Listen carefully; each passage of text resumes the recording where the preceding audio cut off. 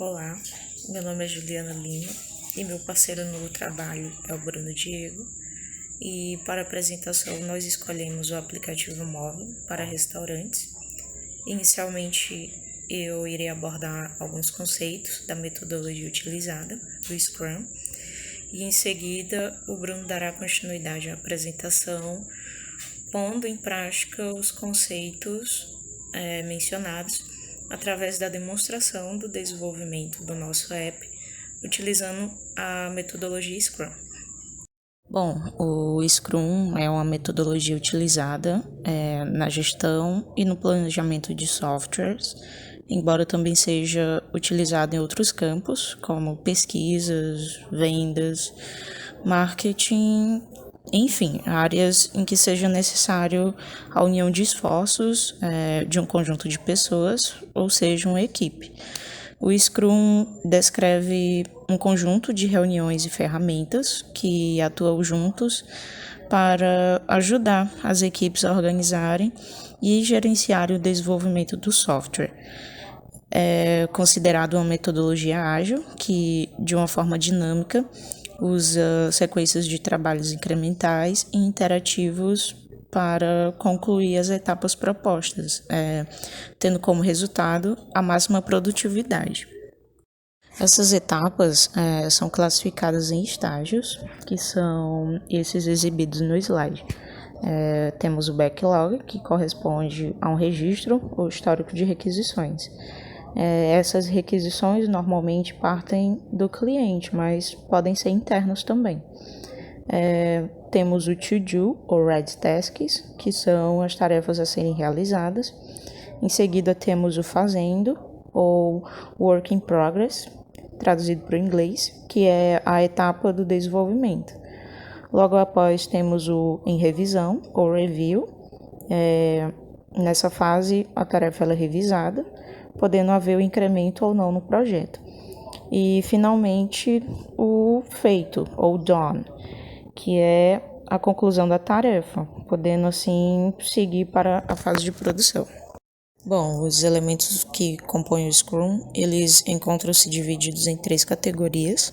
A primeira delas seriam os papéis, que são essencialmente as pessoas, equipes e responsáveis pela gestão e desenvolvimento do projeto. Dentro dos papéis, nós temos 3 elementos. O primeiro seria o Product Owner, que é o responsável por ter a visão do produto como um todo. É ele quem prioriza as necessidades e compreende as expectativas. E de certa forma, ele é o representante do cliente dentro do projeto. Logo após, nós temos o Scrum Master, que é quem garante que os eventos do Scrum sejam seguidos, ou seja, ele é o responsável por manter o ciclo do Scrum fluindo. E logo após nós temos o time de desenvolvimento, que são todos os envolvidos no projeto e quem cria a versão usável do produto. O ideal é que tenha entre 3 e 9 pessoas no time de desenvolvimento, sem contar o Product Owner e o Scrum Master, que não fazem parte do time de desenvolvimento. A segunda categoria de elementos Scrum são os artefatos, que são a documentação e os elementos utilizados para maximizar a transparência das informações na metodologia.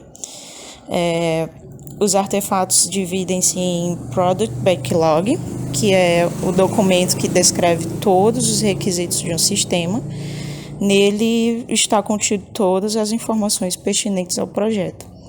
Logo em seguida, temos o Sprint Backlog, que é o conjunto de informações necessárias para a finalização de um sprint, ou seja, é uma lista específica de itens originado do Product Backlog, que devem ser entregues em um sprint.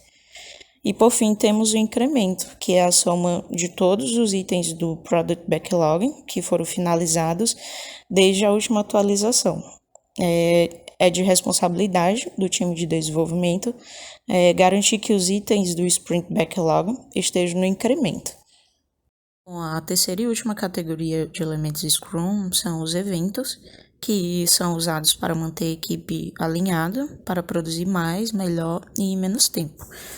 O Sprint é o principal evento do Scrum E ele é um ciclo de desenvolvimento com um tempo pré-determinado, que no geral é de 4 semanas, e é nessa etapa que o time completa alguns conjuntos de histórias, ou seja, o Sprint Backlog. Após o sprint, temos o Sprint Planning, que é a reunião de planejamento dos sprints, no caso, a definição dos itens que entrarão no Sprint Backlog. Geralmente tem-se um tempo definido também, que vai até 8 horas. Outro evento importante seria o Daily Scrum, que são as reuniões diárias entre o time e o Scrum Master, onde são levantados o que foi feito no dia anterior, o que será feito no dia atual e se há ou se houve algum impeditivo. Essas reuniões elas não devem durar mais do que 15 minutos. Logo após, vemos o Sprint Review, que é a chance da equipe demonstrar um pouco às partes interessadas o trabalho realizado. E é aqui também que o Product Owner explica quais itens do Product Backlog já foram finalizados. E por fim, nós temos o Sprint Retrospective, que é realizado após o Sprint Review, e é onde a equipe faz uma análise crítica de si mesma, analisando os ganhos, as perdas que ocorreram durante o processo. O objetivo dessa reunião é definir melhorias para o próximo sprint. Bom, após a apresentação desses conceitos do Scrum, para recapitular, basicamente a metodologia ágil Scrum funciona da seguinte maneira: monta-se a equipe, composta pelo Product Owner, pelo Scrum Master e pelo time de desenvolvimento.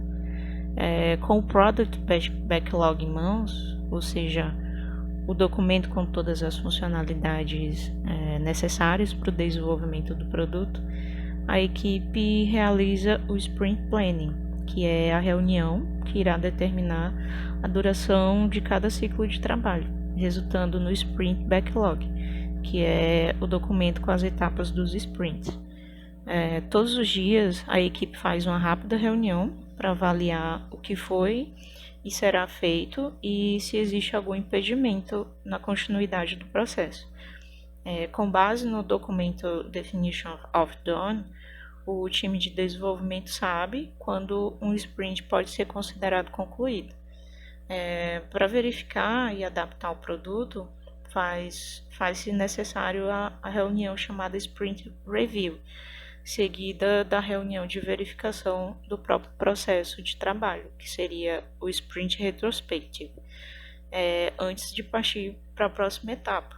E assim vai ocorrendo até a conclusão final do projeto. Essas foram as minhas conclusões sobre os conceitos da metodologia Scrum e como ela funciona no desenvolvimento de software. O meu colega agora dará continuidade, apresentando um exemplo prático da utilização do Scrum no desenvolvimento de um aplicativo móvel para restaurantes. Então, gente, dando continuidade à nossa apresentação, é preciso que a gente saiba, né, que o nosso aplicativo para a aplicação prática do Scrum é um aplicativo móvel para restaurantes. Então, para a gente começar, né, a gente precisa, né, como a nossa colega falou, a gente precisa dessa reunião entre o Project Owner e o cliente, né? Então é daí que vão sair as histórias, né? É daí que vão sair os requisitos para que a gente produza o Project Backlog. Então, após essa reunião, né, então a gente tem a definição das histórias, né? Então aqui, por motivo de tempo e espaço, a gente reduziu, né? Por se tratar de uma simulação, a gente optou por colocar apenas essas histórias. E então, depois de você definir as histórias, você vai construir, né? Você vai identificar a prioridade de cada uma dessas histórias.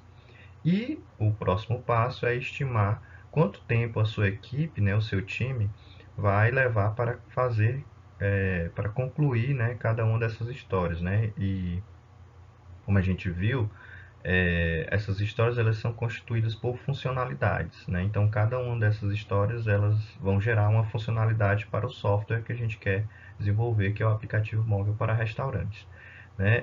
Eu não vou ler cada um, né? Porque senão a gente vai levar muito tempo e como a gente não tem muito tempo, a gente pede que vocês dêem uma olhada, né? A gente distribuiu em 3 níveis de prioridade, e isso é muito relativo, é possível distribuir em mais, né? Mas para ilustrar, efeito de ilustração, a gente tem esses de alta, média e baixa, certo?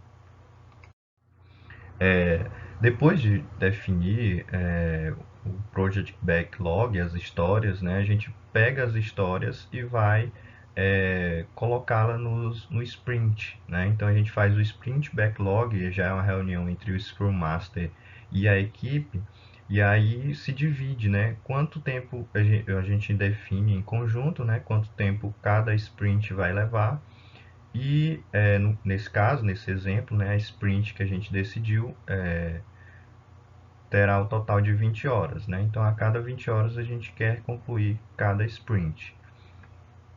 E aqui, né, temos esse exemplo. Né? Vamos falar o primeiro. Né?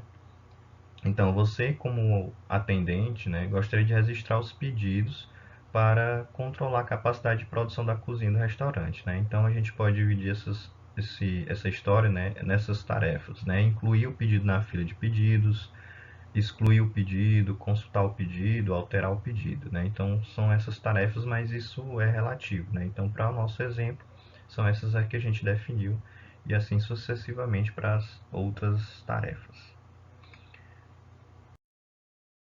Então aqui a gente já vem para o quadro, né? Aqui é onde vamos monitorar o andamento, né, do sprint. E aí uma observação importante é que a gente optou por utilizar o Scrum junto com o método Kanban. Né? Então o Kanban ele ajuda a ter essa visualização de como está andando o sprint. Então a gente vai perceber que depois de definir esse Product Backlog, a gente vai para o Backlog da Sprint. Né? Então, a gente reúne-se com a equipe e verifica, olha, é possível a gente fazer nesse prazo, tá? Dá certo? Às vezes, no início, a gente vai ter uma pouca eficiência. Né? Pode ser que tenha muita atividade e não consiga dar conta, ou tenha pouca e sobre tempo. Então, isso vai se ajustando, né, no momento em que o Scrum Master e a equipe se conheçam e saibam definir as suas medidas, né? Uma colega falou a medida velocity, né? Que é quanto tempo quanto tempo a equipe demora para produzir o produto. Então, depois a gente vai aqui para o nosso quadro, né? E aqui a gente tem a visualização, né, do que está em andamento, do que está feito, né? E o cliente testa o produto é entregue, e aí esse ciclo ele vai continuando ou se finda, né? Se a testagem concluiu, então o produto é entregue e finaliza o software, né? Então, esse ciclo também ele vai ser inteirado caso haja alguma questão que o cliente queira incluir ou queira retirar, né? E aqui a gente vai tendo essa passagem, né? Pode ser feito, a gente viu nas aulas que pode ser feito pelo Trello também, essa manutenção, esse monitoramento, né, das sprints, né? Então, depende de cada equipe, né, utilizar, mas ele vai funcionar dessa forma, né? Então, ter essa visualização de quanto as tarefas estão sendo realizadas, quantas estão feitas e quais já foram entregues.